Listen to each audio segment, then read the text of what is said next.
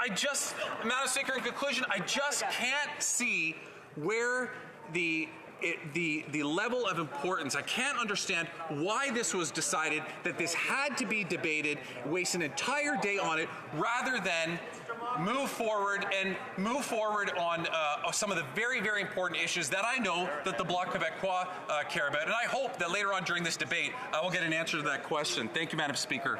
The honourable member will have 5 minutes for questions and comments when we get back to the debate on this subject. Statements by members. Order.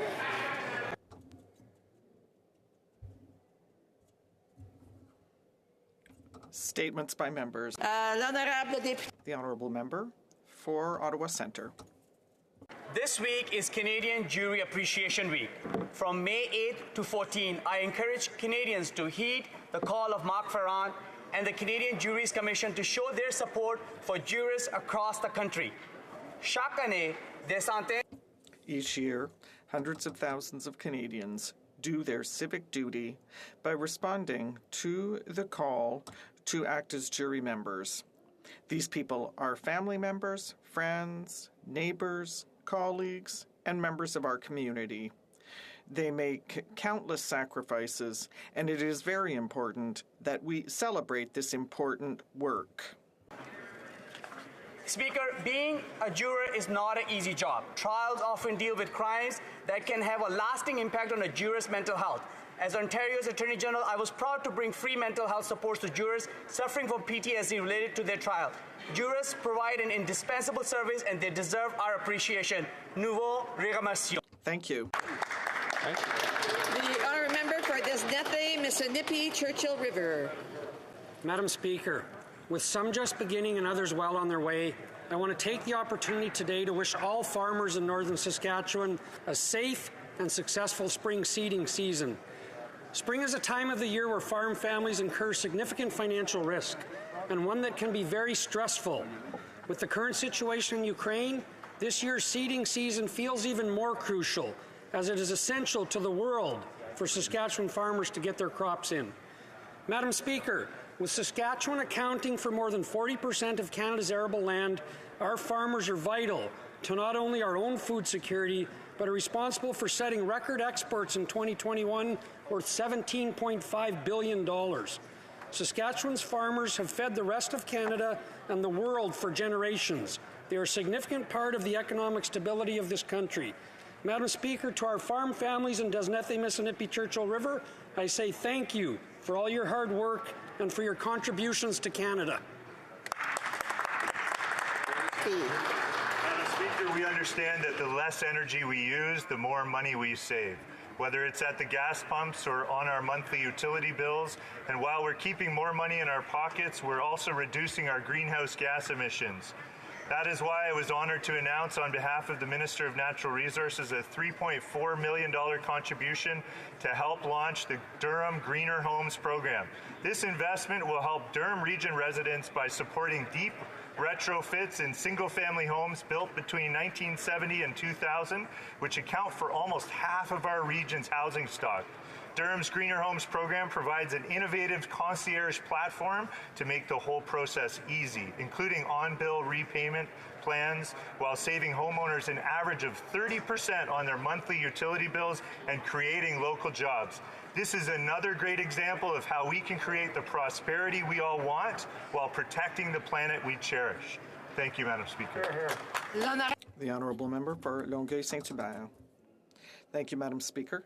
I would like today to welcome back a citizen of my riding, Mr. Lazare Zouaimia. He was unjustly imprisoned by the Algerian authorities for a number of weeks because he had participated in protests in Montreal calling for more democracy in Algeria.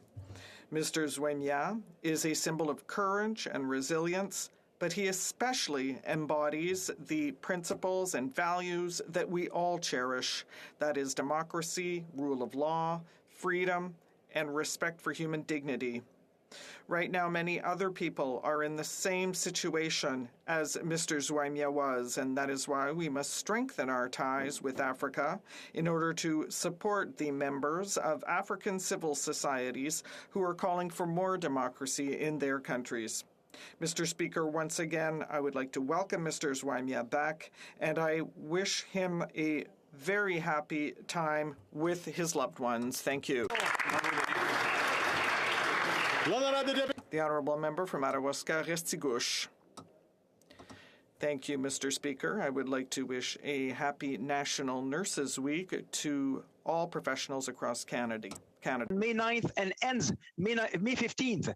This year, the theme is We Answer the Call, which highlights the important role nurses play in our communities. Since 1993, this week has been dedicated to promoting and celebrating the achievements of this profession. J'aimerais souligner I would like to underscore the excellent work of the nurses in my riding of Madawaska-Restigouche for the work that they do in their numerous roles and across the care continuum for patients. During the pandemic, you worked hard and long. Unnoticed. Despite all the challenges you had to go through, you continued to work with pride. Sachez que la communauté. The community and myself are extremely grateful for your work. Thank you and congratulations. For nurses, for all the good work and dedication to their profession. Merci, Monsieur le Président. The Honourable Member for Mission Mascouy Fraser Canyon. Mr. Speaker, I am pleased to rise this afternoon and thank the East Lillooet Seniors Garden Committee volunteers for all of their hard work and selfless dedication in building the Memorial Garden honoring the history of Japanese Canadians. On Saturday, May 7th, I attended the 80th anniversary of the Japanese-Canadian internment event. The day was marked with the grand opening of a beautiful memorial garden, a tribute to a very dark time in Canadian history.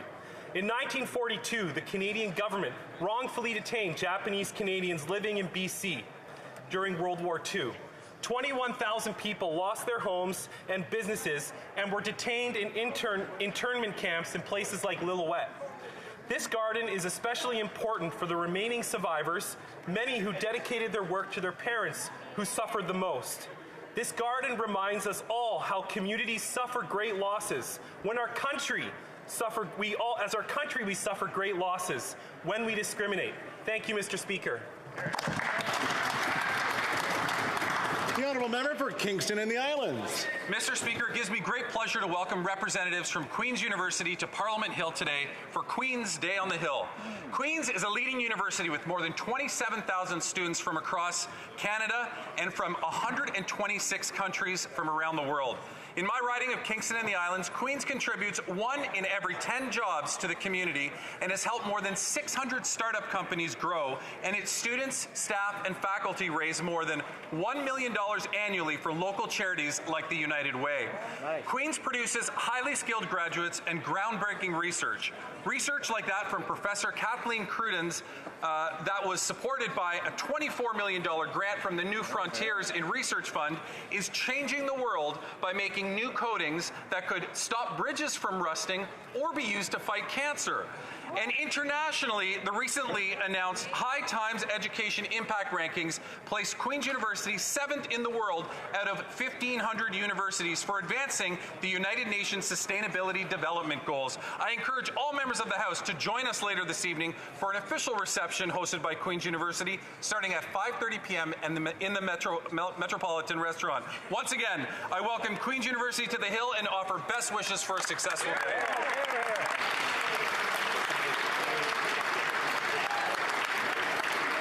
I thank the member for that intervention, but also remind folks that statements, SO31s, are 1 minute in length. The Honourable Member for St. John's East. Thank you, Mr. Speaker. I rise today to welcome 166 Ukraine refugees to Newfoundland and Labrador who arrived last night on a charter flight by our provincial government, arranged by our provincial government and Premier Fiore. On March 22nd, they sent a team of dedicated employees to Warsaw to provide on-the-ground information, assist with logistics, and support the immigration process. There is no doubt that this will be a difficult transition for many. However, I know my province will show our world-famous hospitality. The Association for New Canadians have recruited volunteers, are supporting their arrival in St. John's. Others have come forward with clothing, bedding, and accommodations, while the business community is working to provide employment opportunities. Thank you to Premier Fiore and his government for their leadership and collaboration. And to those arriving in St. John's, we are here to assist you, and I look forward to meeting you. Welcome to Canada. The honourable member for Langley Aldergrove. It was supposed to be temporary, transitory, tied to supply chain disruptions with the pandemic, and things were going to get back to normal with the lifting of gathering and transportation restrictions. But ask the average Canadian today what they think about inflation. Ask my granddaughter, who tanked up her car in Vancouver yesterday at $2.20 a litre. Ask the couple in my riding of Langley that are seeing house prices going up faster than they can save up for the down payment. Ask the average family that see the grocery bills just going through the roof. They will all tell you that inflation is our new reality. And now, Mr. Speaker, it's just time for us to get the government to recognize that new reality, that it's time to start thinking about monetary policy and getting big spending under control. Mr. Speaker, we owe it to our children and grandchildren to pass on a sound economy and a Canada proud, strong, and free.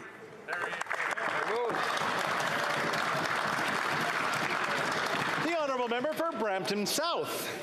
Mr. Speaker, since 1887, the Brampton Board of Trade has been a strong voice for Brampton businesses. They have been offering services that help businesses grow and prosper. This year, BBOT celebrates its 135th anniversary, and I want to recognize their dedication in serving the business community. Business faced unprecedented challenges during the pandemic, but with the leadership of the Chair Donna Fragan-Pascal and CEO Todd Letts, BBOT helped businesses navigate through the tough time. I want to thank the BBOT for connecting the business community through advocacy issue forums and networking events which promote economic development, from funding the Riverwalk flood mitigation project to supporting public transit, upskilling our workers, and supporting affordable childcare. We have always worked hand in hand and will continue this work into the future. Thank you, Mr. Speaker. The honourable member for Saskatoon Grasswood. Well, thank you very much, Mr. Speaker. Bill C-11 is the latest in this Liberal government's attempt to regulate the internet and restrict what Canadians can post online. C-11, which is essentially a carbon copy of last Parliament's C-10, gives sweeping powers to the CRTC and regulate the internet and limit free expression. And to make matters worse, Mr. Speaker, the consequences of this poorly drafted legislation will likely be to weaken consumers' choice and hurt potential of Canadian creators. There is no doubt the Broadcasting Act needs to be modernized and the 21st century, but C-11 is not the vehicle to do it. The Heritage Minister needs to scrap today C-11 and go back to the drawing board once and for all. Hear, hear. Just want to remind folks to keep your comments down so people can get their SO31s through. The honourable member for Fundy Royal. Mr. Speaker, last Friday, the president of the National Police Federation told the Justice Committee that the Liberal government's efforts to get rid of mandatory jail time for serious crimes related to weapons trafficking and firearms offences is inconsistent with the expressed intent of the government to reduce firearms violence in Canada. In no uncertain terms, the Liberals' Bill C-5 will make Canadian communities less safe. We're all familiar with the long trail of broken promises left by this Liberal government over the past 7 years. But it seems particularly offensive to tell Canadians that you'll crack down on gun crime while writing a bill that does exactly the opposite. Regardless if someone lives in an urban centre or a rural community, they deserve to feel safe. I invite the Minister of Justice to take this bill back to the drawing board and to shift his focus from protecting criminals to protecting Canadians.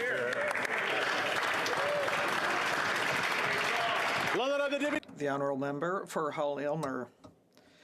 The American leader of civic rights, Martin Luther King, invented the expression, "Let us realize the arc of the moral universe is long, but it bends towards justice." These comments were made in the post-World War II context of a consensus to treat everyone equally.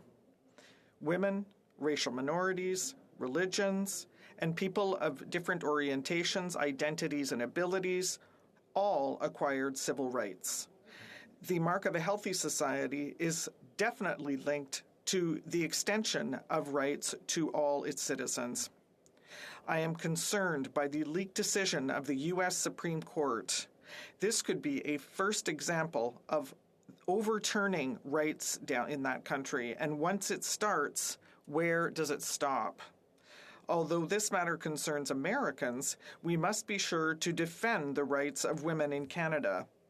The extension of rights for one person means the preservation of rights for all, and the restriction of rights for certain people means a weakening of rights for everyone. Thank you, Mr. Speaker.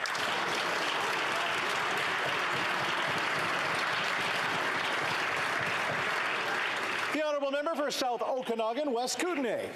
Mr. Speaker, the Meadowlark Festival, a celebration of the unique and rich natural heritage of the South Okanagan and Similkameen Valleys, is happening once again this year on the Long May weekend.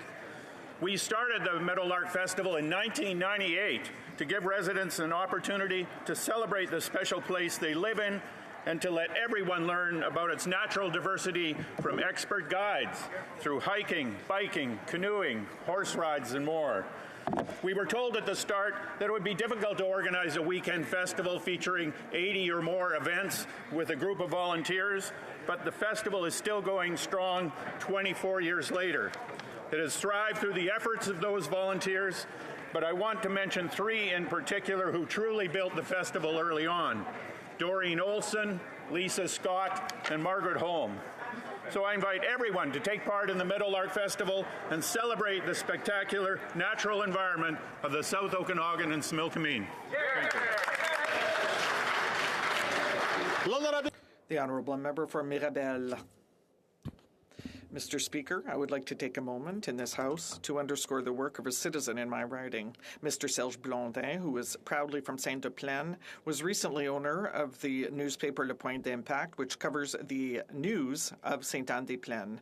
Mr. Speaker, this work extended over his life, and he decided to, sadly, that after 33 years of journalism and loyal services to the community, he was going to close down his newspaper. Almost everyone knows Serge, who is the journalist. He was always at municipal town halls, covering political news, visiting business owners, and organizing dinners for the business community. Mr. Speaker, Serge will leave his mark, and on behalf of the Bloc Québécois and everyone in Saint-Anne-des-Plaines, I would like to commend the exemplary career of Mr. Blondin. Thank you, Serge, and see you soon. The honourable member for Kootenay, Columbia. Mr. Speaker, the City of Cranbrook is family-friendly, but that reputation is under threat because of Bill C-75, existing offender release legislation. Bill C-5, now being studied at the Justice Committee, would remove mandatory minimum penalties, introduce new catch-and-release conditional sentencing orders. This will make the existing situation worse. In fact, the Attorney General of BC has acknowledged the problem and pointed a finger right at the federal government legislation. As we work to address the opioid crisis, Canadians should not be left to accept criminal behavior, vandalism, or violence in our communities. Residents have had enough. Individuals are being threatened with machetes, businesses are being broken into, students are being intimidated at work. How many other small communities across Canada have the same situation? Mr. Speaker, as we consider C-5, we must pursue legislation that serves to make our communities safer. This will only be realized when the government stops aiding offenders and begins to prioritize victims. Thank you, Mr. Speaker. The honourable member for Cape Breton-Canso. Mr. Speaker, it's with great pride that I congratulate both the Blizzard Women's Hockey Association and the Caper Women's Hockey Team on being named Kraft Hockeyville Champions for 2022. It's great to see that women's hockey will be front and center in our community. $250,000 is being invested in a building and a home dedicated to women's hockey in Cape Breton, the first of its kind in Canada. The Canada Games complex will serve women and girls of all ages and eventually develop the next generation of hockey all-stars. Mr. Speaker, I was inspired by the display of unity, collaboration, and passion among many folks back at home who voted for the Canada Games complex in the Kraft Hockeyville competition. Once again, my sincere congratulations to all of the organizers and to the women, the young women, who now have a place to call home of hockey.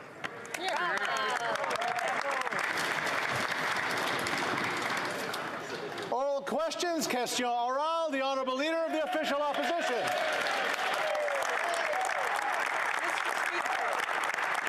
Conservatives have always opposed Bill C-69, the No More Pipelines bill. It's kneecapped Canada's ability to develop and export our natural resources and kill jobs across the country. Bill C-69 was bad for Canada and, frankly, the world because of its negative effects. Alberta's top court has just ruled C-69 as unconstitutional. Will the Liberals now reverse this terrible piece of legislation, let Canadians get back to work, build pipelines, and sell our energy to the world? The Right Honourable Prime Minister. Mr. Speaker, the Impact Assessment Act delivered on an important promise we made to Canadians to reform a broken system and restore public trust in how decisions about major projects are made. The previous Conservative government gutted environmental protections, eroded public trust, and discouraged investment, and made it harder, not easier, for major projects to be built. We will be appealing this decision. Hear, hear. The Honourable Leader of the Official Opposition. Well, the Prime Minister is spreading misinformation, and his bill is unconstitutional. Now, speaking of the cost of gasoline, the cost of gas is crippling Canadians, and the NDP Liberals have no plan to give Canadians a break. France, Japan, Italy, UK, Germany, they're all cutting taxes on gas to help reduce the price. What's this government doing? Well, nothing, except raking in billions of dollars of extra cash, all on the backs of Canadians who are paying far too much at the pumps. When other countries are offering gas tax relief for their citizens, why is the Prime Minister increasing taxes and the cost of everything? The Right Honourable Prime Minister. Picking up on what the Leader of the Opposition just said about measures that were unconstitutional, I will remind her of what the Conservative Party's position was when that same Alberta court came out against our national price on pollution.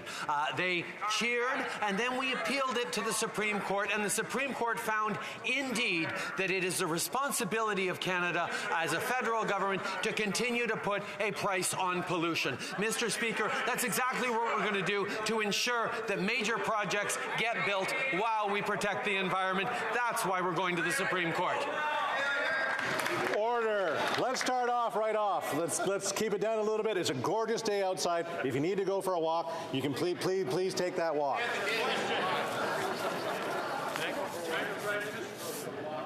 The Honourable Leader of the Official Opposition. Mr. Speaker, what the Prime Minister doesn't realize is Canadians are suffering. Canadians are suffering because he's increasing taxes year after year, month after month, on the backs of everyday Canadians who cannot afford the price of gasoline. Mr. Speaker, his government, with the help of the NDP, are raking in billions of dollars of extra revenue while Canadians are suffering.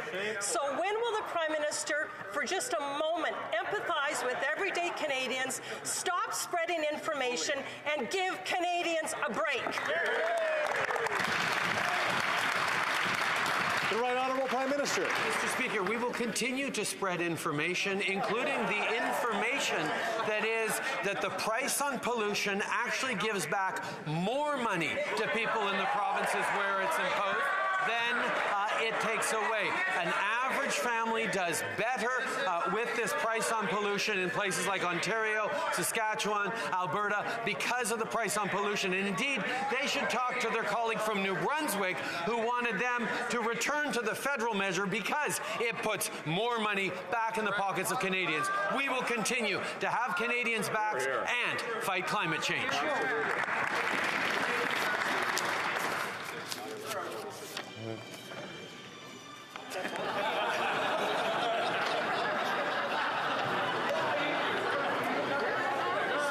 Lazon just stepped out. The honourable member for Mégantic-L'Érable. More disinformation, Mr. Speaker. The parliamentary secretary explained that money doesn't find its way back into Canadians' pockets. And when I look at the Prime Minister today, he's smiling. He's happy to see the price of gas over $2 a litre. That's what we're seeing here in front of all Canadians. He's happy to have a price on pollution that is picking the pockets of Canadians. When will this Prime Minister show a bit of compassion and give Canadian families a break? The Right Honourable Prime Minister. Since we first took office in 2015, we helped Canadians. We were there to help families. We reduced taxes on the middle class and raised them on the wealthiest. And most Quebecers appreciate that. I understand that the Conservative politicians don't. But we put a price on pollution, which will help fight climate change. And where provinces don't want to take action on pollution, we will put more money back in people's pockets in Alberta, Saskatchewan, and Ontario, back in the pockets of families that need it. We will be there to help families through these tough times. The honourable member, keep spreading misinformation, Mr. Speaker. Could the Prime Minister not visit a grocery store with me and see how much Canadians are paying every day for various things? For example, bacon and pasta have gone up by 18%, cereals by 12%, oranges 24%, and nothing is spared. There's nothing on any shelf that hasn't gone up. So it's not true that the Prime Minister has helped people. Canadians are having a harder and harder time making ends meet. And when will the Prime Minister give them a bit of a break? The Right Honourable Prime Minister. Global inflammation, which was caused by the pandemic and then made worse by the illegal invasion of Ukraine by Russia, these events are having real impacts on Canadian families, and we see this in gas and food prices. But like we did during the pandemic, we will continue to support Canadians, as we've already done. We will make life more affordable for Canadians by increasing the Canada Child Benefit, by providing childcare for $10 a day, by increasing support for the most vulnerable seniors. The problem is that the Conservatives keep voting against those measures. The honourable member for La Prairie. Mr. Speaker, while Quebec's in a language crisis, the federal government wants to prevent Quebec from imposing French in all workplaces. Ottawa's carving out an exception for federally regulated companies with Bill C-13. Thanks to that bill, these companies will be able to continue to operate in bilingual mode, or as they say at Air Canada or CN, in English only. The Charter of the French language will not apply to these companies. Does the Prime Minister realize that by allowing bilingual workplaces in these federally regulated companies, it's not defending French, it's defending the anglicization of Quebec? The Right Honourable Prime Minister. Mr. Speaker, we are there not only to protect French in Quebec, but also all across the country. That is why we've committed to protect and promote French all across Canada, and we introduced Bill C-13. C-13 adds significant provisions that will increase compliance with the Official Languages Act, giving the Official Languages Commissioner more powers to enforce the Act in federally regulated businesses, not just in Quebec, but in other parts with a heavy Francophone presence. We will always be there to defend French, not just in Quebec, but all across the country. The Right Honourable, the member for La Prairie. Mr. Speaker, French must be the language of work for everyone in Quebec, but with C-13, the Prime Minister is making French optional. He's telling Air Canada and CN, if you want to make an effort for French, you're entitled to choose the Charter of the French language, but if you don't feel like lifting a finger, keep up the bilingualism like you've done for the past 30 years, and we all know where that gets us. There's no better way to accelerate the anglicization of Quebec. Why is it so hard to admit that it's French that's in danger in Quebec, not bilingualism? The Right Honourable Prime Minister. Mr. Speaker, not only do we recognize that French is in decline in Quebec, it's in decline all across the country, and that's why our federal government, I understand that the Bloc really doesn't care what happens outside Quebec, but not us. We will be there to protect French all across the country. That's what we're doing with C-13. The honourable member for Rosemont-la-Petite-Patrie. Mr. Speaker, in 2021, 5 of the largest oil companies registered net profits of $21 billion. Takes some nerve. They're up to $9 billion already this year, and we're not done yet, with record prices of $2 a liter. While consumers' purchasing power is decreasing, executive bonuses in the oil patch are on average $13 million. When is this government going to crack down on oil companies that are filling their boots during this crisis? The Right Honourable Prime Minister. Mr. Speaker, the first thing we did in 2015 was increase taxes on the wealthiest Canadians in order to reduce them for the middle class. And we are continuing to invest to make sure that we have a fairer tax system that is tougher on the wealthy. And we are moving ahead with increased taxes for the largest banks and companies that are registering the biggest profits during the pandemic, so that we can continue to invest in families, seniors, and young people. We will be there for Canadians. Island Powell River. Mr. Speaker, while Canadians are being gouged at the pump, big oil and gas continues to make record profits. Imperial Oil made its highest profit in 30 years. Today, media tells us that Suncor Energy earnings are at almost $3 billion. This isn't just companies passing on their costs to consumers. This is companies making tremendous profit. While everyday Canadians in this country pay more than their fair share, when is this government going to make those big companies pay theirs? The Right Honourable Prime Minister. Mr. Speaker, building a fairer and more inclusive economy has been a central focus for our government since day one. It's why we raised taxes on the 1% so we could lower them for the middle class. It's why we introduced the Canada Child Benefit, stopping checks from going to millionaires in order to send more money to families who needed it most, and more. That's why Budget 2022 just introduced a temporary Canada Recovery Dividend and increases the corporate income tax on banks permanently. Businesses must pay their fair share of taxes, and that's exactly what this government is ensuring. Unless it's urgent. The Honourable Member for Lethbridge. The Minister of Heritage keeps assuring Canadians that Bill C-11 won't interfere with their online viewing choices. Sure, perhaps the bill doesn't dictate which algorithms have to be used, but it does effectively take control of a person's search bar by determining what content that individual can or cannot access online. So, say goodbye to consumer choice and say hello to whatever the government wants to force in front of your eyeballs. But the minister will tell you that I'm wrong. He'll put on a great show. So why does the minister insist on misleading Canadians? The Honourable Minister of Heritage Canada. Well, Mr. Speaker, I don't have to tell my colleague that she's wrong. Everybody knows that she's wrong. They keep inventing facts all the time. But there's one thing that remains, Mr. Speaker. They don't care about our culture. They don't care about our films, our movies, everything that's produced in Canada, Mr. Speaker. Not important for the Conservatives, and that's a shame. The Honourable Member for Central Okanagan, Similkameen Nicola. Mr. Speaker, other G7 leaders are trying to help their citizens and businesses to deal with the higher costs of fuel, like releasing gas reserves in the United States. Now, we may not have a strategic gas reserve here, but the Prime Minister can lower gas prices by temporarily reducing the GST on gasoline and diesel. This would save small businesses, commuters, and seniors on fixed incomes 8 cents a litre. Well, the Prime Minister, who said in Vancouver that gas prices higher gas prices are exactly what he wants, set aside his inflationary policy, work with Conservatives to give Canadians a break at the pumps. Will they do that? The Honourable Minister.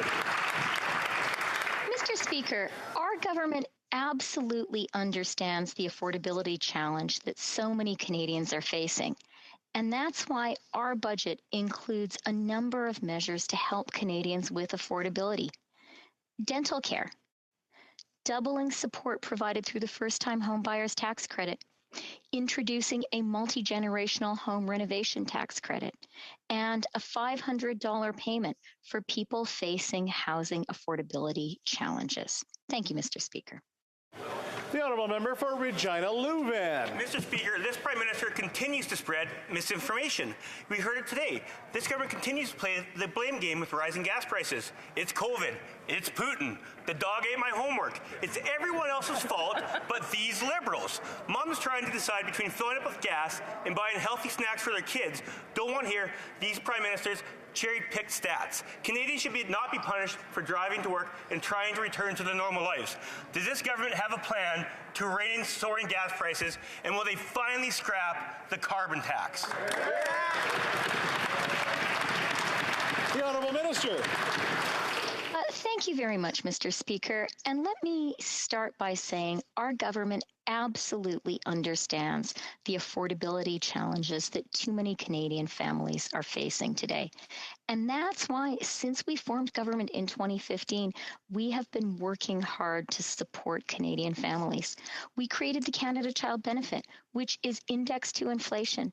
And thanks to that benefit, a single mother with 2 children will receive up to $13,600. We're increasing the OAS by 10%. And early learning and childcare is going to mean that fees are reduced by half by the end of this year. The honourable member for Sarnia-Lambton. Well, Canadians are suffering, Mr. Speaker. People in my riding are seeing the escalating price of gasoline. It's nearly doubled. It's driving the cost of food and everything else up. The Liberal Environment Minister promised that the price of the carbon tax wouldn't go above $50 a ton. That promise was broken. Now we've had multiple increases to the carbon tax in the middle of a pandemic when many Canadians have lost their jobs, and Canadians are at their limit. So will the government take some action to reduce the price of gas in Canada? Bravo. The Honourable Minister of Finance. Mr. Speaker, we will take no lessons from the Conservatives when it comes to supporting the most vulnerable Canadians with the cost of living. It was our government that introduced the CCB, indexed to inflation, and that lifted more than 300,000 children out of poverty. We increased the GIS, also indexed to inflation, and that has helped over 900,000 seniors. When we formed government in 2015, nearly 5.2 million Canadians were living in poverty. By 2019, the last year for which data is available, that number had dropped to 3.8 million, Mr. Speaker. The honourable member for Louis Saint Laurent. Quebecers all across Quebec woke up to bad news this morning. The price of gas has pierced the psychological barrier of $2 a litre. This affects everyone because the cost of transporting all goods, like food, has gone up. And it will keep going up. Not to mention the fact that the Liberal government, their carbon tax went up on April 1st. Could the Minister of Finance tell us how much higher are government revenues? The Honourable Minister of Finance. Thank you for the question, Mr. Speaker.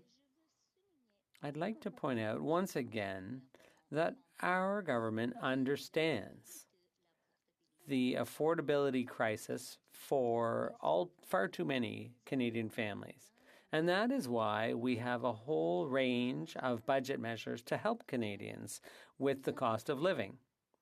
And that includes dental care for Canadians, doubling the credit for a first home buyer, a $500 credit for people with housing access problems. Thank you. Mr. Speaker, St. John's Oil Refinery produces gasoline for pumps in Atlantic Canada and in New England. In southwest New Brunswick today, a litre of gasoline is selling for $1.89. But less than 10 minutes away in Calais, Maine, gasoline after the currency exchange is 50 cents less a litre. The difference is all taxes, which the Liberals and NDP plan on driving up every year going forward. Why is this government working so hard to drive up energy prices and make energy and life more unaffordable for Canadians? The Honourable Minister of Finance. Sorry, we'll try this. The Honourable Minister of Natural Resources. See the Minister. You got it right. Certainly, Mr. Speaker, the rise in gas prices and indeed the rise in other commodities is very much a concern. As the members opposite know full well, petroleum products are priced in a competitive free market without government intervention. Around the world, global energy markets are in flux due to strong demand from COVID recovery, but also with respect to the invasion of Ukraine. Affordability here in Canada has been, will continue to be a primary focus of this government in everything that it does. That's not true.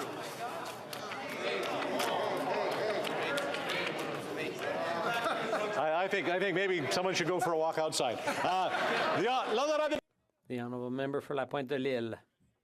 Mr. Speaker, the government says it's outraged because CN has appointed a unilingual English-speaking board of directors. Yet it avoids the obvious solution. If the Charter of the French language applied to CN, we would never have got here. If the Charter applied, CN, a Montreal-based company, would never have developed such a disconnected culture as to appoint a 100% English-speaking board of directors without even realizing that that's a problem. Why does the minister refuse to subject companies under federal jurisdiction to the Charter of the French language? The Honourable Minister of Official Languages. Mr. Speaker, once again, I'd like to thank my friend for his question. As a Francophone from New Brunswick and having visited minority communities, I know how important it is to protect and promote French all across the country, including Quebec. And that's why we have a bill, a new version. We'll have a new version of the Official Languages Act, and I hope that members of the Bloc and all opposition members will support us on this important legislation, which will make a real difference in the lives of all Canadians. The Honourable Member for La Pointe de l'Île. Mr. Speaker, unilingual English appointments at CN are a direct result of the Federal Official Languages Act. The federal government created this situation by allowing CN to bypass Bill 101 for 30 years in favor of the Official Languages Act. The Official Languages Act, which is a federal act, in Quebec creates corporate cultures like this one where French is considered unimportant. So why does this new Liberal bill continue to encourage CN and similar companies to bypass the Charter of the French language? The Honourable Minister of Official Languages. Mr. Speaker, it's quite the opposite. With our new bill, we want to ensure that Francophones in Quebec and outside Quebec will be able to use their language, French. We know that French is in decline in Canada, including Quebec, and that's why we have a new version of the Act with more teeth to ensure compliance so that more Francophones will be protected from coast to coast. The Honourable Member for Salaberry-sur-Roi. Mr. Speaker, what Quebecers are asking for is for French to be mandatory in the workplace. Of course, workers can be bilingual or even trilingual, but French must be the language they use at work and that our businesses operate in. The solution is simple, and it's at the heart of the bill I introduced, C-238. It's about making federally regulated businesses subject to the Charter of the French language. It's that simple. Does the minister realize by refusing this simple solution, she's encouraging businesses to turn their backs on French? The Honourable Minister of Official Languages. Mr. Speaker, once again, I would encourage my honourable colleagues to read Bill C-13. Obviously, they haven't. With Bill C-13, that will give federally regulated employees not the option but the right to work in French. We want to make sure, once again, that we protect and promote French all across Canada, including in Quebec. And I hope the Bloc Québécois will work with us to ensure that this bill goes through. Thank you. The Honourable Member for Thornhill. 50,000 fans watch the Jays play live. No masks, no mandates. Over 20,000 with standing room only to see the Leafs in the playoffs. No masks, no mandates. And thank goodness this government's not in charge of sports. The secret public health advice that they are getting seems exclusively focused on punishing Canadians who want to fly and see their families or get back to work. So I'll ask again, which day will this government end the vindictive mandates?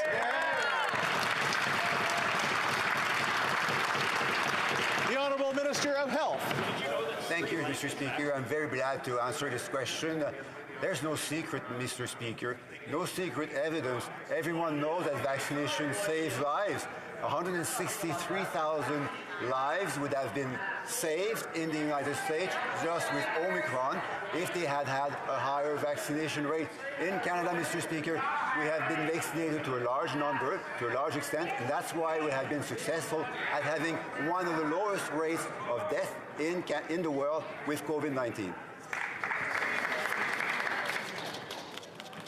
The Honourable Member for Thornhill. Mr. Speaker, I'll invite the minister to table the secret public health advice that's different in this country than in any other country. Yeah. The Jays and the Leafs are both busing to the Buffalo airport to be able to join the rest of the league without delays. That's because the ineffective redundancy at our own airports. Most Canadians don't have that luxury. Lineups and wait times at Pearson Airport will only worsen over the summer unless this government asks. So, Mr. Speaker, I will ask one more time, when will Canada join the rest of the world and drop the restrictions?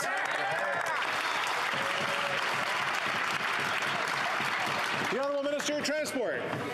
Mr. Speaker, let me start with the good news first. More Canadians are travelling today than the last 2 years.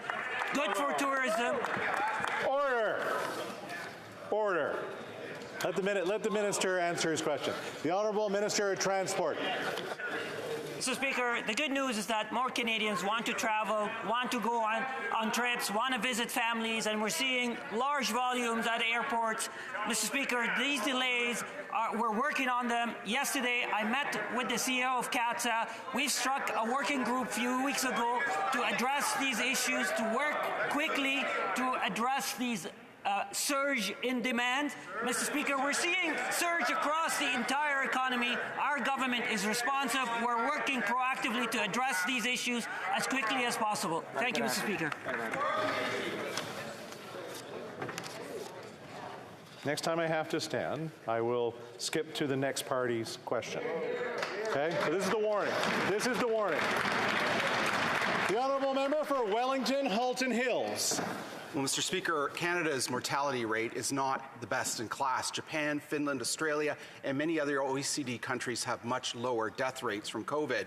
Canada is one of the few remaining countries with domestic air travel restrictions in place.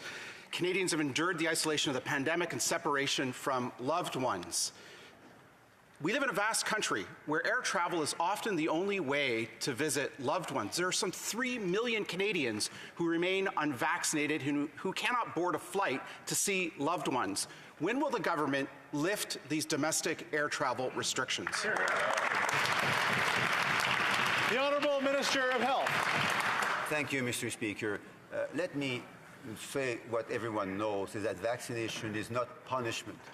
Vaccination is protection. When we vaccinate ourselves, not only do we protect ourselves against a disease which can be very serious, but we also protect those around us that we like and we love, and therefore we protect them and their community. Vaccination, Mr. Speaker, just in the last few months in England, the large rate of boosters that they have in England, in Britain, that, Mr. Speaker, has avoided about 130,000 hospitalizations just during Omicron. The Honourable Member for Charlesbourg. Mr. Speaker. The Prime Minister has always said that science is the foundation of Canada's response to the pandemic. While countries around the world have already abandoned mandatory proof of vaccination, the Prime Minister continues to demand it of all Canadian airports. If we're talking science, how does he explain having 28,000 people in a stadium without proof of vaccination, but we can't travel through our own country? Can the Prime Minister share his science and explain why he insists on keeping these restrictions?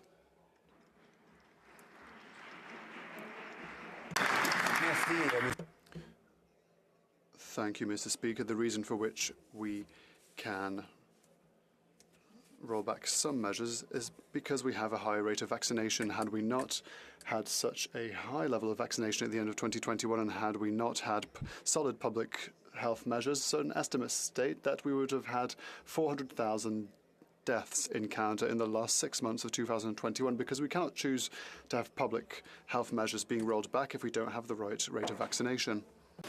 The Honourable Member for Winnipeg Centre. Mr. Speaker, while people are struggling to live, The increasing costs of groceries, gas, and housing are making it even harder, and caregivers are feeling these increasing costs. The Canada Child Benefit is a crucial benefit to help caregivers with the costs of living. Yet, during the pandemic, the government clawed back on the benefit for families who need it served. The Liberals claim to support everyday people. Meanwhile, they're standing by while families struggle.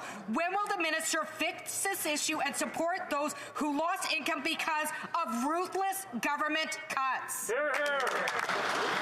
The Honourable Minister of Families, Children and Social Development. Thank you, Mr. Speaker, and I thank my honourable colleague for raising this important issue.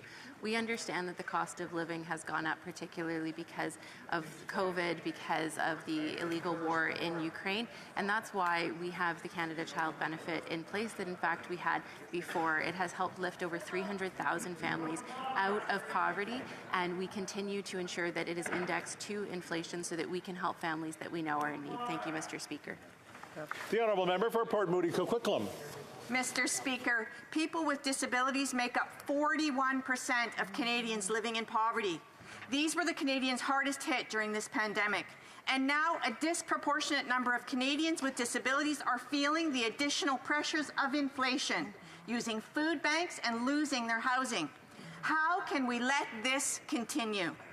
Advocates across the country are calling for action. When will the government finally prioritize people with disabilities and put in place a Canada Disability Benefit? The Honourable Minister. In fact, we had a wonderful meeting just this morning to discuss this very issue. Mr. Speaker, since 2015, we've made historic advancements in disability inclusion. And just this past budget, 2022, we're investing almost $300 million in an employment strategy for people with disabilities and alternate format materials. Moving forward, we are committed to reintroducing the Canada Disability Benefit legislation and, of course, Canada's first ever Disability Inclusion Action Plan. Thank you. The Honourable Member for Davenport. Mr. Speaker, it meant so much to Davenport residents and indeed to all Canadians to see the Prime Minister in Kiev on Sunday, to see him stand shoulder to shoulder with President Zelensky, as we have done so since day one. Canada is an unwavering partner to Ukraine, and we've been providing comprehensive military support to our Ukrainian partners as they fight to defend their country. And this weekend, the Prime Minister announced even more aid.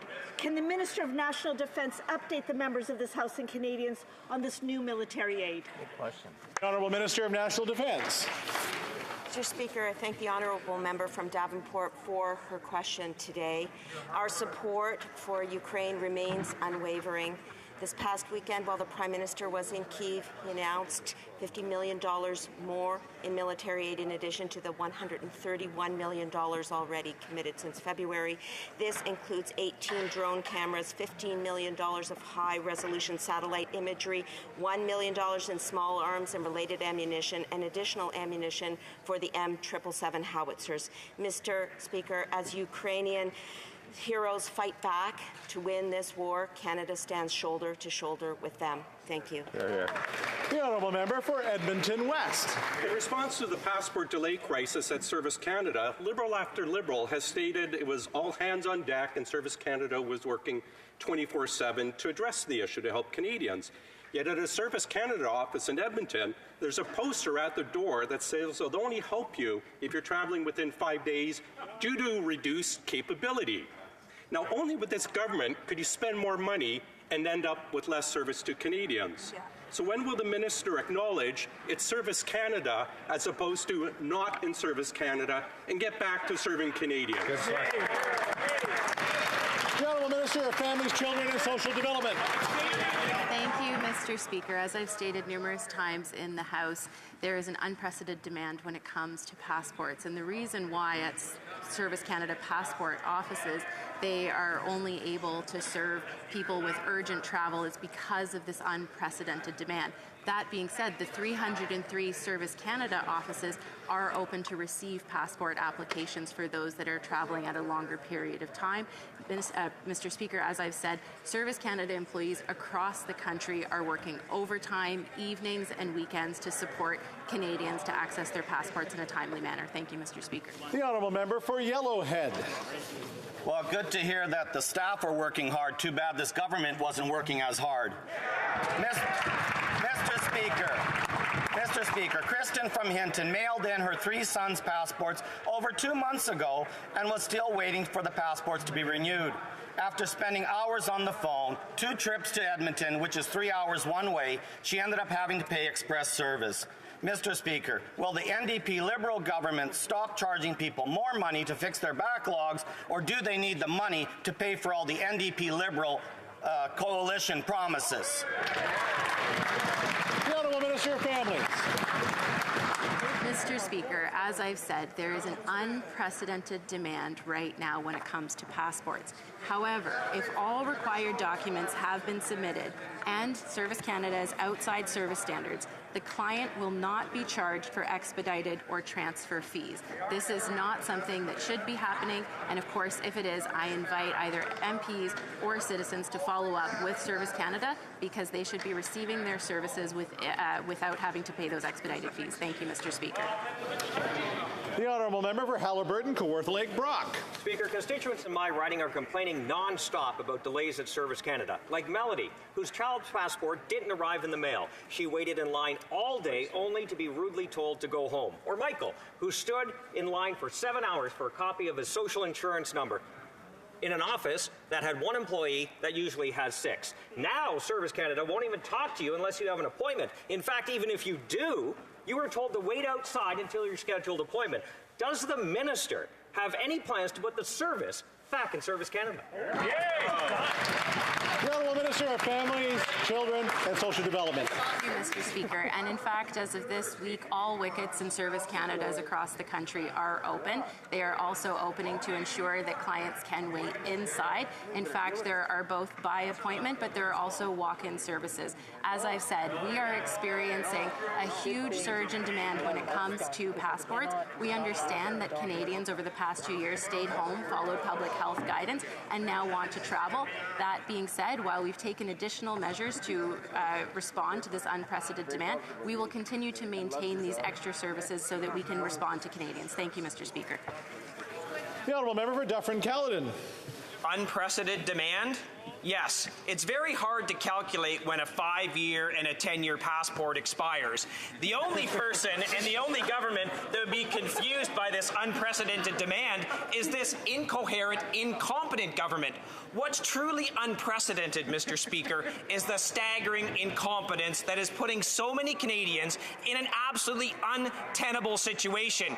We've heard about the maybe 500 new employees. It's not fixing anything. Will this minister and this government actually do something to fix this unprecedented disaster? The Honourable Minister of Families, Children and Social Development. Thank you, Mr. Speaker. As I've said, over the past 2 years, a number of passports have expired and Canadians now want to travel again. That being said, for 2 years ago, Passport Canada processed 300,000 processes. Last year, it was 1.2 million. In April alone, we had 300,000 passports processed. There is an unprecedented demand in terms of getting passports processed. We are responding in kind to serve Canadians as quickly as possible, but there are additional measures that have been taken, and we'll continue to keep these measures in place as long as needed. Thank you, Mr. Speaker. The Honourable Member for Abitibi-Témiscamingue. Thank you, Mr. Speaker. The federal fiasco in the temporary foreign worker programme has raised the ire of many industries in Quebec. The Conseil du Patronat, the manufacturers and exporters, want Ottawa to stop requiring companies to conduct market impact studies which duplicate the ones Quebec already produces. In the midst of a labour shortage, Ottawa delays the arrival of temporary foreign workers for months on end unnecessarily. Why continue to require companies to conduct labour market impact assessments that already exist in Quebec, Mr. Speaker? The Honourable Minister or Parliamentary Secretary to the Minister for Immigration. Thank you very much, Mr. Speaker. Listen, we know that immigration is essential in fighting labour shortages. Yesterday, or rather IRCC, prioritises priority industries in immigration like food, agri-food, producing and the production. Last quarter, we processed over 100,000 requests, almost double that of the same period last year.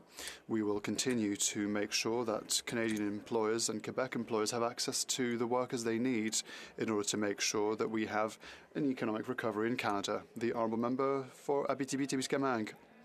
Mr. Speaker, last year there was COVID. Let's not forget, so there was less demand. Mr. Speaker, whilst Ottawa was sleeping on the issue. No, that's another question. Now I have the right one. With regards to temporary foreign workers, our SMEs are being decimated by the labour shortage, while the government, well, I'm sure the government is going to... Okay, so we're going to start from the beginning again. The Honourable Member for Abitibi-Témiscamingue. Mr. Speaker, whilst Ottawa is sleeping on the issue of temporary foreign workers, our SMEs are being decimated by the labour shortage. Whilst the government tells us that everything is fine, 15% of Quebec SMEs are relocating their activities because they simply have no one to return to their plants. 62% of them are losing contracts because they have no workers, because they have to raise their prices, because they have to deliver late. When will the government understand that everything must be done to speed up and ease the arrival of temporary foreign workers in our SMEs? Thank you, Mr. Speaker. The Honourable Parliamentary Secretary. To the Minister for Immigration. Thank you, Mr. Speaker. Listen, we recognise that temporary foreign workers once again are essential to Canada's economy. That is the reason for which in the roadmap for solutions with regards to labour, we will be eliminating the low income threshold for seasonal workers. We will extend LMIA validity for low income jobs, and we will be increasing our other measures. Lake Country. Mr. Speaker, during pandemic restrictions, we saw small businesses become more reliant on debit and credit card transactions. This forced them to shoulder more costs in interchange fees at a time when inflation is hitting them hard. The Liberals have been making commitments to lower credit card fees since 2017. Australia's done it, EU countries have done it. A year ago, the Minister of Finance committed again in Budget 2021, and yet we have seen no results. Can Canadian small businesses trust the Minister to lower credit card fees, or is this more misinformation? The Honourable Minister. Mr. Speaker, what I can share with this House and this honourable member is that this government has always stood behind small businesses throughout the pandemic, supporting them, getting them through the pandemic. But you know what we did do in Budget 2022? We cut their taxes. We cut their taxes so that we can help businesses and small businesses grow. We're going to keep working for small businesses and entrepreneurs in this country to help them start up, scale up, and access those new markets. The Honourable Member for Banff Airdrie. That sounded like another load of disinformation. Tourism operators, Mr. Speaker, restaurants and other small businesses in Alberta are ready to be back at full capacity, but there's something holding them back: severe labour shortages. And in many cases, these shortages are forcing them to cut back their business hours. And they can't even turn to the Temporary Foreign Workers Program because this Liberal government is drowning small businesses in red tape and is failing to process LMIAs and work permits. So does that Liberal government not understand the massive economic costs of businesses being closed because they can't have enough workers, or do they just not care? The Honourable Minister. Mr. Speaker, I know that the incredibly low unemployment rate, in fact, the lowest unemployment rate in the history of our country since we've been recording this data, is putting a burden on employers to find workers, and that's why we're taking an all-of-a-government approach to addressing labour shortages, whether it's welcoming talent from around the world, investing in our workers of the future, looking to transition workers through skills and training opportunities, or, Mr. Speaker, investing in specific sectors that are transitioning. We are not leaving anything to chance in making sure that we address these labour shortages across government. The Honourable Member for Bellechasse-les-Etchemins-Lévis. Mr. Speaker, it's a smokescreen. Small businesses have suffered enormously during the pandemic, including temporary closures. We know that full well they are now facing severe labour shortages and unacceptable delays from Immigration Canada. A landscaping company in my riding has had to wait 10 to 12 weeks to get a work permit for its temporary foreign workers. Well, newsflash, Mr. Speaker, in 12 weeks the summer will be over. What does this government intend to do for this company, Mr. Speaker? The Honourable Parliamentary Secretary to the Minister for Immigration. Thank you very much, Mr. Speaker. Listen, Canada's economic recovery has begun strongly in March 2022. We created 73,000 jobs.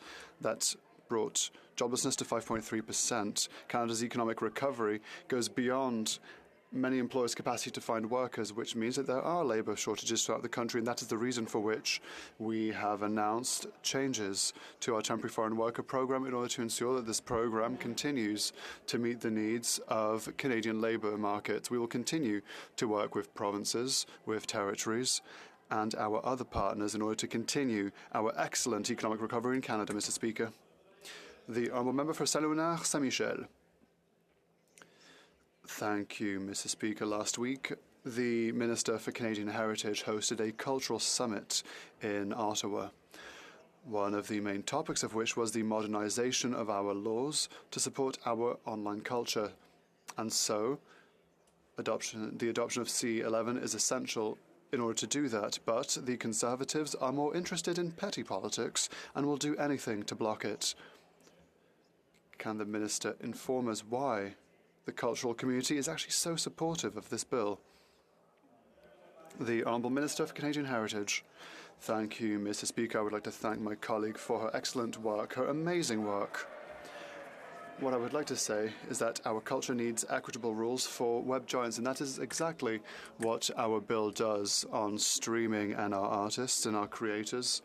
All of our workers in the cultural sector are expecting us to act, but the Conservatives keep abandoning them over and over and over and over again. What they want is petty politics. Canada needs this kind of bill, this kind of statute, and it's time to move forward for the cultural sector, Mr. Speaker. Member for Dauphin, Swan River, Nipawin. Mr. Speaker, we know the Liberals' environmental policies are hurting Canadian farmers. Whether it's the carbon tax, fertilizer restrictions, the list goes on and on. However, last week, Canadian farmers received shocking news. The Minister of the Environment admitted he has never visited a Canadian farm since he's appointed. If the Minister is willing to walk all over Canadian farmers, why won't he walk on a family farm? L'honorable ministre de l'Agriculture. Merci, Monsieur.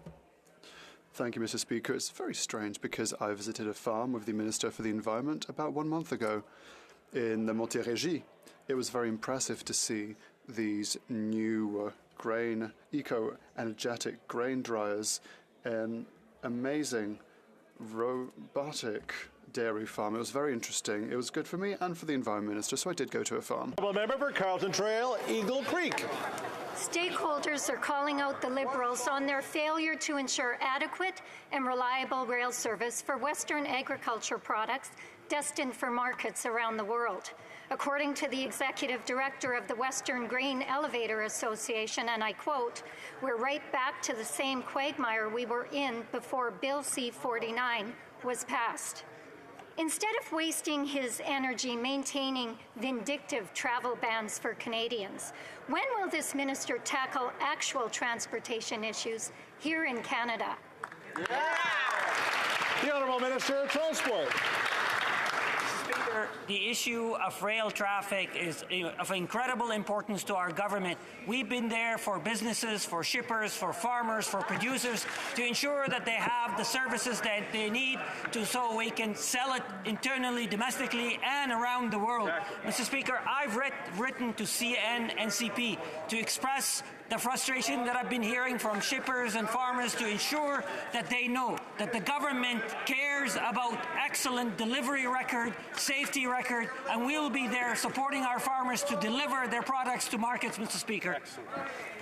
The Honourable Member for Medicine Hat, Carson Warner. Thank you, Mr. Speaker. That appears to be more disinformation while Canadians are suffering.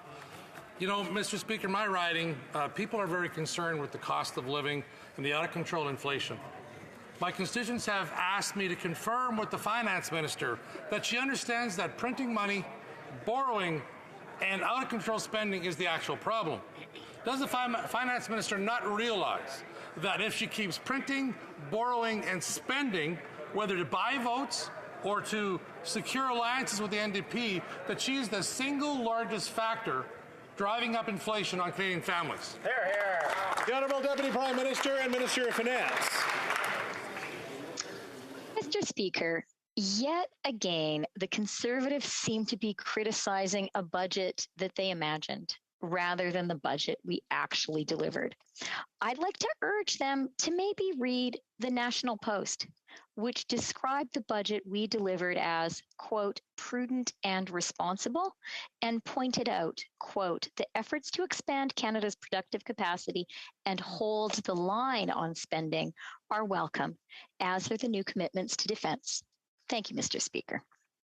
The Honourable Member for Willowdale.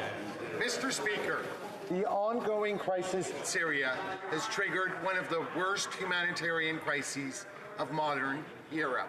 Millions of Syrians have been displaced, seeking refuge in Canada and in neighboring countries such as Lebanon, Jordan, and Egypt. The situation is dire. Could the Minister of International Development inform this House what our government is doing to help Syrians and neighboring countries? The Honourable Minister of International Development. Speaker, I'd like to thank the member from Willowdale for his strong advocacy. Since 2015, our government has been there present for the Syrian people, with over $4 billion in funding that includes significant humanitarian development and stabilization assistance. Today, I announced that we will continue to be there for them with an additional funding of over $229 million to Syria and the surrounding region. This funding will help the crisis-affected people meet their basic needs, such as food, sanitation, health services, and empowering women and girls and advancing gender rights. Thank you, Mr. Speaker. The Honourable Member for Vancouver East. Today, media reported that Afghan interpreters who helped the Canadian military are being tortured and beaten by the Taliban while they wait for this government to get them to safety. Yesterday, our committee was told that 3,800 Afghans had their identities verified by National Defence, but only 900 of those have had their applications processed. No one knew and can advise what happened to the other 2,900 applications. Meanwhile, IRCC is in complete chaos, and they're asking GAC to resubmit those cases. Can the minister confirm if IRCC has lost those urgent applications? The Honourable Parliamentary Secretary to the Minister of Immigration. Thank you, Mr. Speaker. So far, more than 12,600 Afghan refugees have arrived in Canada so far, and more than half of those who arrived through our special immigration measures for Afghan who assisted in Canada's mission in Afghanistan, and another 2 flights are arriving later this week. We will not stop, Mr. Speaker, until we reach our goal to welcome at least 40,000 Afghan refugees to Canada. Merci. The Honourable Member for Nunavut. I rise to bring awareness to Bear Witness Day. We must do everything to ensure First Nations children receive fair public services and funding. How long must we hear stories of Indigenous children and families who cannot access the services to ensure good health and well-being? The injustice must end. The Liberals must fully comply with the Canadian Human Rights Tribunal and fully implement the Jordan's Principle. Will this government finally end the discriminatory funding of First Nations child and family services? The Honourable Minister of Indigenous Services. Well, thank you, Mr. Speaker, and I want to thank my honourable colleague for her ongoing advocacy for equity and fairness for First Nations children. In fact, this government has been fully complying with Jordan's Principle. We will continue to do that, Mr. Speaker. Not only that, Mr. Speaker, but the parties are negotiating on a final agreement. We, as you know, have an agreement in principle that we're working with all the parties to finalize. And, Mr. Speaker, rest assured, we will work tirelessly to ensure that First Nations children have every opportunity to succeed. Good job. Well, that's all the time we have for question period today. And I believe we had a point of order from the Honourable Member for Port Moody Coquitlam, I believe. Mr. Speaker, there have been consultations, and I believe that if you seek it, you will find consent for the following motion. That given that the disability community has disproportionately been negatively impacted by the pandemic, and the rising cost of goods and food and the skyrocketing cost of housing, that the House call on the government to put in place a Canada disability benefit without delay. Hear, hear. All those opposed to the honourable member moving the motion, please say nay. Agreed. The House has heard the terms of the motion. All those opposed to the motion will please say nay. The motion is carried.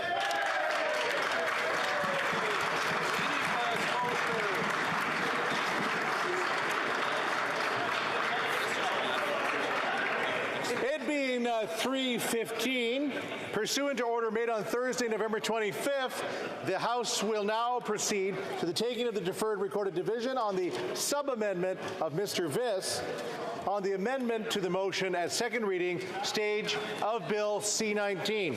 Call in the members.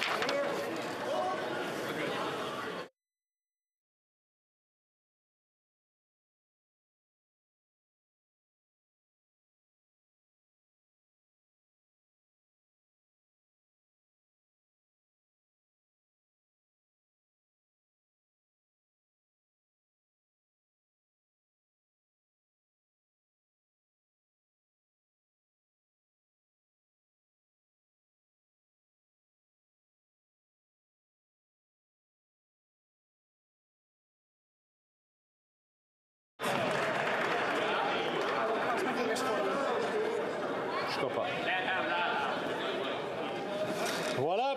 La question est la suivante. The question is the following one. Mr. Blair moved that Bill C-19 enact to implement certain provisions of the budget tabled in Parliament on April 7, 2022, and other measures be now read a second time and referred to the Standing Committee on Finance. Monsieur Fast, appuyé par Monsieur Albus. Mr. Fast, seconded by Mr. Albus, moved the following amendment. That the motion be amended by deleting all the words after the word that and substituting the following. Give the second reading to Bill C-19 and act to implement certain provisions of the budget tabled in Parliament on April 7, 2022, and other measures. Since the bill fails